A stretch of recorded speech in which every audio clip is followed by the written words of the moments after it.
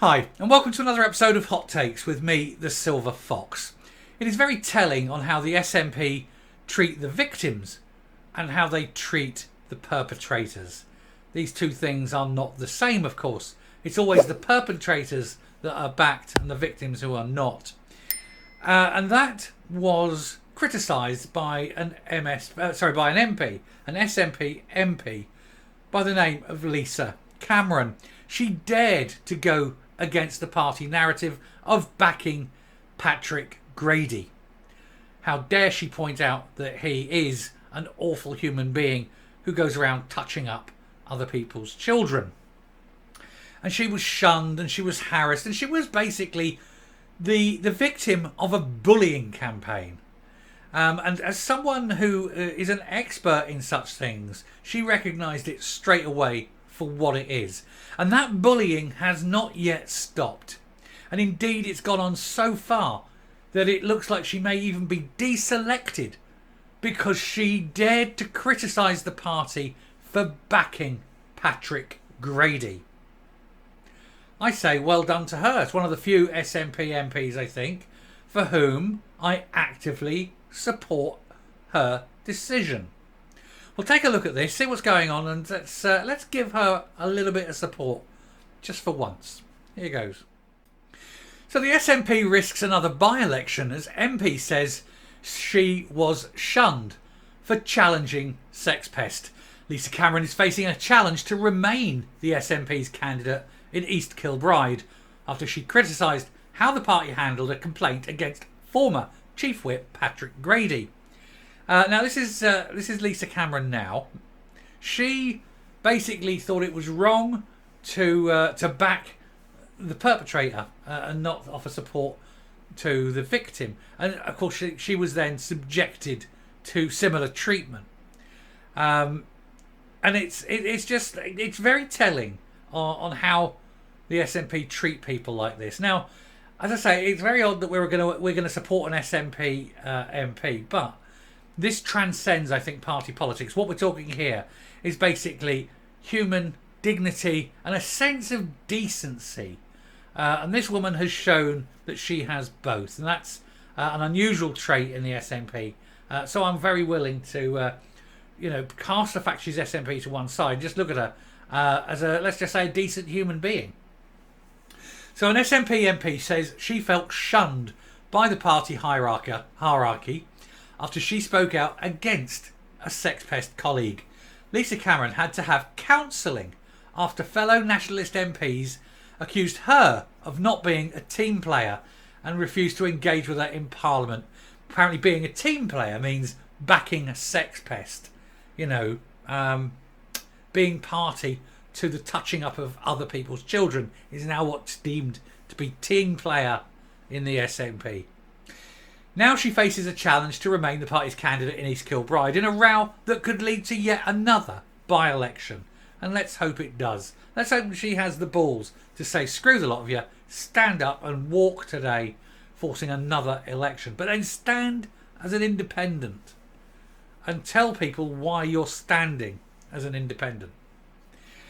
Cameron said her problems got worse after she challenged colleagues over their treatment of a young staffer who was sexually harassed by an SNP MP. Patrick Grady, the former SNP Westminster Chief Whip, inappropriately touched the 19-year-old on a party night out. Yeah, I mean, he is just an awful human being who thinks that other people's children are just his to touch and abuse without their consent. He made this young lad very uncomfortable because he just comes on. To touch anyone without consent is a bad thing, of course, terrible thing, shouldn't be done. But when you have someone young and vulnerable in a position where you are in authority over him as the chief whip of the party for which that kid is employed, that is awful. That young lad didn't know what to do. Does he say anything? Does he lose his job? Whatever. This is a man in position of authority abusing someone. And the party backed him and did not offer support to the victim. That's what the SNP are. But we all know what the B stands for. A common sleaze watchdog in June last year found he had made unwanted sexual advances, including touching and stroking the neck hair and back of the teenager at a London pub in 2016. The probe concluded that he had significantly breached Parliament's sexual misconduct policy, and he was handed a 2-day suspension from the Commons for significantly breaching it. And you get a 2-day ban. He should have been thrown out of the Commons for it. SNP MPs were directed by Ian Blackford, who was the Westminster leader, to give their absolute full support to sex pest MP Patrick Grady at a group meeting held in the wake of the report. They supported the touching up of other people's children. But Cameron argued that they should do more to consider the victim, and she is right, and that is why I am backing her on this one. Cameron, who was a consultant clinical psychologist in the NHS before entering Parliament, said, "I've always worked with victims, so I know what I was saying, about the victim." This is an expert in the field, remember. This isn't just someone showing a bit of human decency. This is someone qualified, extremely well qualified to deal with these issues. And they went with the thumb. I was treated as if I was saying something outlandish. I was made to feel I was out of step with the party. I felt ostracised for being decent. After I spoke up in one of the meetings and said shouldn't we be supporting the victim, people ignored me for quite some time. They were quite hostile towards me, so it wasn't friendly. No, they backed this man. Half potato, half thumb. All nasty sex pest. She said I couldn't go into the tea room, for instance. People wouldn't speak to me, so I had to have quite a lot of counselling, just so I could go about my normal business in Parliament. Cameron now faces a fight to remain as the SNP's candidate for East Kilbride, Strathaven and Lesmahago at the next election. She's being challenged by a party worker who's been boosted by receiving the backing of the constituency's Westminster campaign committee. They want her out because she supported the victim and not the thumb. Unbelievable, isn't it? And that just goes to show the nastiness of the SNP. Cameron says she wants to continue serving her constituents, but has not ruled out returning to working in healthcare if she does not win the nomination. She said, "I'm philosophical about it, and I would probably consider my position as I can still contribute a lot to our NHS. But my main current aim is to secure the backing of branch members and continue to represent my hometown." Scottish Labour Deputy Leader Jackie Bailey said, "As the SNP civil war deepens, Scottish Labour stands ready to deliver the change Scotland needs. And it's simply shocking that Lisa Cameron claims to have been shunned after standing up to an SNP sex pest. It's clear that the SNP is a party that is in the gutter." Oh, it's way, way below gutter level. It employs people like that. It backs people like that.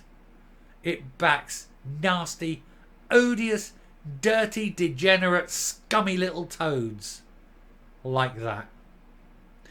And casts good, honourable people to the wall.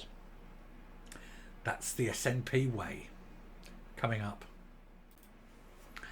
Now, Grady's gone at the next election. His own constituency basically banned him and said he wasn't eligible to stand. They got rid of him. He'll probably try and shop himself around a few other constituencies to try and get in.